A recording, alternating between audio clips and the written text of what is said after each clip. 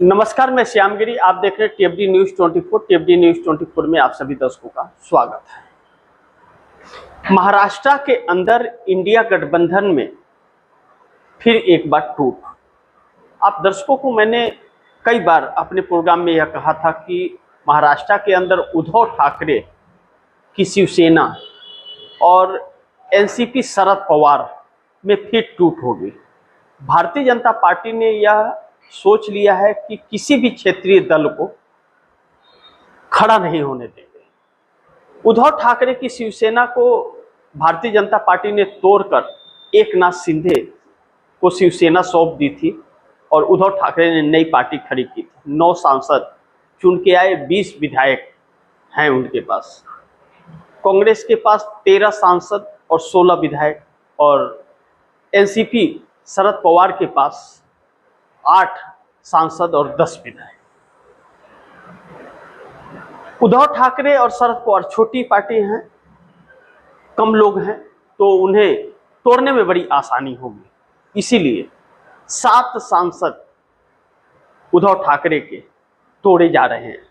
वह सांसद आज दिल्ली पहुंच रहे हैं और स्पीकर ओम बिरला के पास जाएंगे। इस तरह की चर्चा की जा रही है। कहा जा रहा है एकनाथ शिंदे तोड़ रहे हैं। एकनाथ शिंदे के बूते में वह दम नहीं है उद्धव ठाकरे को तोड़े। यह हर कोई जानता है कि उसके पीछे कौन है। भारतीय जनता पार्टी का काम हो सकता है, उसके अलावा कोई नहीं। लेकिन शरद पवार भी तोड़े जाएंगे, इसमें अब कोई शक नहीं है।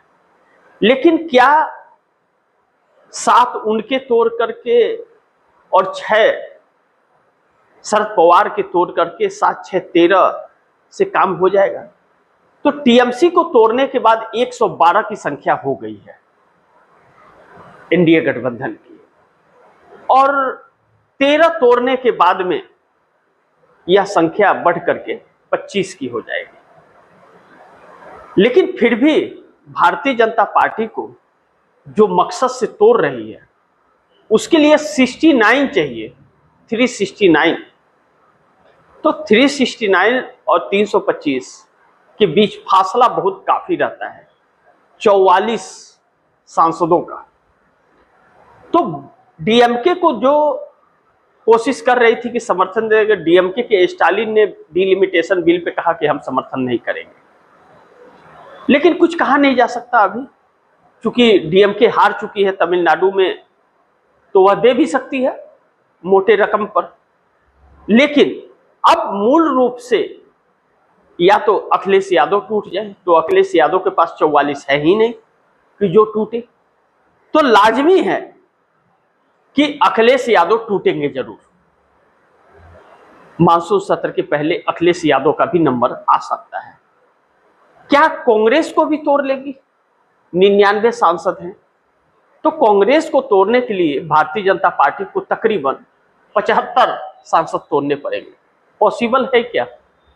लगता तो फिलहाल नहीं है, लेकिन जब दमन पर आ जाए कोई तो कुछ भी हो सकता है।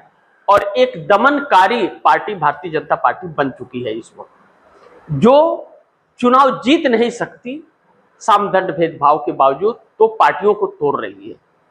लेकिन समस्या यह नहीं, समस्या यह है कि जिस दिशा में राजनीति जा रही है, विपक्ष में रह करके भी राजनीतिक दलें सुरक्षित नहीं है और भारतीय जनता पार्टी विपक्ष को पूरी तरह खत्म कर रही है। विपक्ष को भी जनता ही चुन रही है। अगर विपक्ष को नहीं वोट देना होता तो भारतीय जनता पार्टी को देता, भारतीय जनता पार्टी बहुमत में आती। 450 के पार का नारा तो लगाई थी, 240 पर सिमट गई। क्यों? क्योंकि जनता नहीं चाहती वह सत्ता में आए।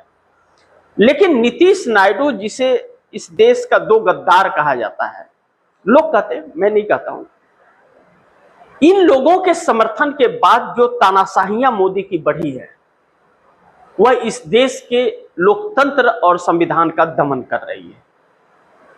अब यह क्षेत्रीय पार्टियां जो सब के सब टूट गई, अब कोई मतलब ही किसी गठबंधन का नहीं रहा विपक्ष के अंदर, और कांग्रेस के साथ सब मिल करके एकजुट आ ही नहीं रहे हैं। लाख प्रयासों की बात, और खुद कुछ कर नहीं पा रहे हैं।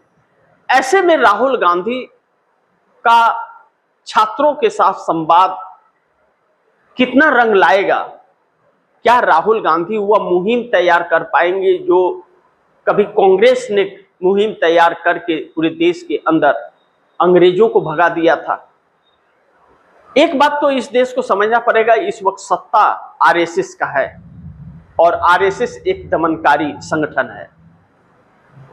मैं नहीं, लोग कहते हैं, मैं कौन होता हूं कहने वाला, लोग यह बात कहते हैं और यह ऑन रिकॉर्ड यह कहा जाता है कि अंग्रेजों के साथ आरएसएस था और देश की आजादी नहीं चाहता था और देश के झंडे को भी स्वीकार नहीं किया था और आज भी वह संविधान को नहीं मानता। वह हिंदू राष्ट्र का सपना देखता है, अपना राज वह चाहता है, उसके परिभाषा से हिंदू तय होंगे। जिसे वह हिंदू कहेगा वह हिंदू है और जिसे वह कहेगा वह हिंदू नहीं है। यह समस्या चल रही है। ऐसे में राहुल गांधी का प्रयास कितना सफल होगा यह तो मैं नहीं जानता, लेकिन इसके अलावा और रास्ता कांग्रेस के पास नहीं है कि एक जन आंदोलन खड़ा करे और इसी काम को करने के लिए राहुल गांधी निकले। राहुल गांधी अब यह समझ गए हैं कि चुनाव का कोई मतलब है नहीं। चुनाव लड़के आप जीत नहीं सकते और कुछ सीटें आई तो वह आप बचा नहीं सकते, क्योंकि उन सभी को डरा धमका करके ईडी सीबीआई से वह अपने पास भाजपा ले जाएगी। यह षड्यंत्र जो चल रहा है इस देश की पूरी राजनीतिक दिशा को बदल दिया है। ऐसे दमनकारी सरकार में कोई मानवता नहीं होती, कोई संविधान, कोई लोकतंत्र नहीं होता, तानाशाही होती है। लोगों के शिक्षा पे बात नहीं होगी, स्वास्थ्य पे बात नहीं होगी, बल्कि शिक्षा और स्वास्थ्य के नाम पर लूटे जाएंगे। रोजगार के नाम पर पर्चा दाखिला तो होगा, फॉर्म फिलअप होगा, लेकिन पेपर लीक हो जाएगा और वह एक कमाई का जरिया सरकार बना ले रही है। ऐसे में राहुल गांधी का 17 तारीख कोटा में, उसके बाद इलाहाबाद, फिर 11 जुलाई को पटना बिहार के अंदर, फिर दिल्ली में 4 सभाएं यह जुलाई तक हैं। उसके बाद मानसून सत्र शुरू हो जाएगा और मानसून सत्र के बाद कांग्रेस का क्या प्रोग्राम होगा यह देखना बड़ी महत्वपूर्ण होगा। लेकिन पूरे देश में अब आंदोलन और पदयात्रा के अलावा और कोई रास्ता कांग्रेस को भी नहीं दिख रहा है और चुनाव लड़ेगी विपक्षी पार्टियां या नहीं लड़ेंगी यह देखना बड़ी महत्वपूर्ण होगा। लेकिन उत्तर प्रदेश सहित बाकी 5 राज्य जो चुनाव होने हैं, इन 5 राज्यों को लेकर के अखिलेश यादव ने जो कहा कि उत्तर प्रदेश का चुनाव यह आखिरी चुनाव होने जा रहा है अगर भाजपा जीत गई तो। अब इस बात में कोई शक नहीं कि मोदी अपनी तानाशाहियों में अपनी मनमानी कर रहे हैं और करते रहेंगे, क्योंकि अब विपक्ष के पास कुछ बचा नहीं, विपक्ष को तोड़ दिया गया। लेकिन दुर्भाग्य यह है, कुछ अपने आप को राजनीतिक विशेषज्ञ और कुछ पत्रकार अपने आप को मानने वाले, वह किसी के गुलाम और पैरों तले रहने वाले हो गए हैं। यह दुर्भाग्य इस देश का है। पहले अगर इस देश को सुधारना है तो वैसे राजनीतिक विशेषज्ञों को पहले निपटाना पड़ेगा जो राजनीतिक विशेषज्ञ का चोला पहन करके टीवी चैनलों पर बैठते हैं। और दूसरी चीज जो बड़ी महत्वपूर्ण है, जो धर्म के नाम पर लंबे लंबे टीके लगा करके टीवी चैनलों पर बैठते हैं, खुद तो शाम को दारू पी करके पता नहीं क्या क्या दुष्कर्म करते हैं और वहां पर बड़े बड़े ज्ञान बांटते हैं और किसी एक के हो जाते हैं। साधु किसी का होता नहीं है, साधु सबका होता है और साधु निष्पक्ष होता है। लेकिन यहाँ तो साधु स्वाधु हो गया है चोला पहन करके, और राजनीतिक विशेषज्ञ भी पैसों पर बिक गए हैं, क्योंकि डिबेटों में जाते हैं तो मोटी रकम उनको मिलती है और उसी के लिए उनको बुलाया जाता है कि कैसे भी एक तानाशाह को मजबूत करना है। तो वाकई लोकतंत्र इस समय संकट में है। हम फिर एक बार गुलामी की राह पर निकल नहीं रहे हैं, हम असल में गुलाम हो चुके हैं और इसका तस्वीर अब देश के सामने आएगा, गुलामी का और तानाशाहियों का, जो बहुत ही चिंताजनक होगा। ऐसे में नीतीश नायडू को आने वाला वक्त याद रखेगा इतिहास के काले पन्नों में जब मोदी काल का यह इतिहास लिखा जाएगा, जब फिर एक बार देश आजाद होगा, तब तो लिखा जाएगा कि इस देश के दो गद्दारों ने पूरे देश को एक तानाशाह के जरिए गुलाम बना दिया। उसका नाम नीतीश और नायडू होगा।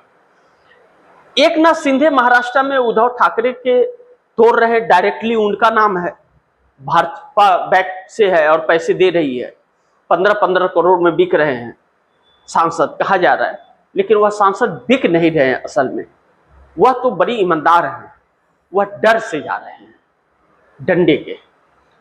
टीएमसी के 20 सांसद और 60 विधायक डर से गए, स्वयं नहीं गए हैं वह, यह हर कोई जानता है, और बाकी भी जो जाएंगे वैसे ही जाएंगे। लेकिन इसका यह सब कुछ तब हो रहा है जब विपक्ष एकजुट नहीं है, उसके मन में खोट है।